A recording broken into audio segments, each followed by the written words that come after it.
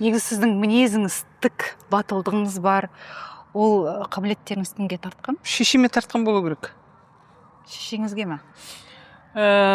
Менің анам айтып отыр, кіші жүздің кәдімгідей мінезді қызы. Мен айтам, әлемен мәншүктің сестренкасы деп. Иә. Әкем өте салмақты. Шешем 100 сөйлегенде әкем бірақ сөйлеп орнына қоятын.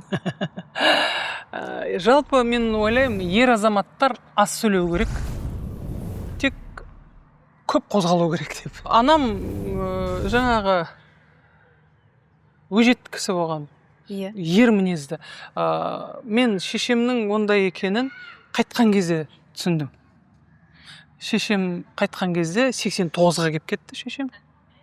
Сол кезде бүкіл ауыл келіп көңіл айтты, сонда айтатын көп, уже самайын ақ түскен көп ағалардан өзі келіп, ой, апамыз еркек еді.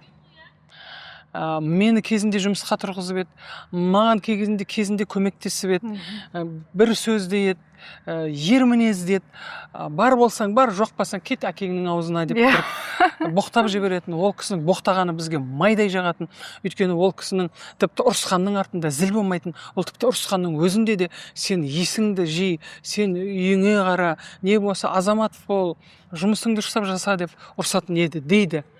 Ал біз білмейміз, ол мамамыз қызмет жасап жүргенде біз дегенің кішкентай бала болдық, оның жұмыста қандай екенін білмейміз. Бірақ біздің шешеміз үйде, ойбай шешеміз келетқанда біз дегенің ана айтатын, мен жұмыстан келгенде есіктің алдында көлденең шөп жатпасын дейді. Бұл қыз ұрды ғой. Қазір сыпырсаң қазір шөп шығып келеді бір жақтан. Біз мама келетқанша самаурында шай қайнап тұру керек, ана жерде тамақ пісіп тұру керек, есіктің алды тап-таза, прохладный, бәрі сондай болып тұру керек тұғын. Бастық мамаңыз. Иә, үйдің бастығы сол.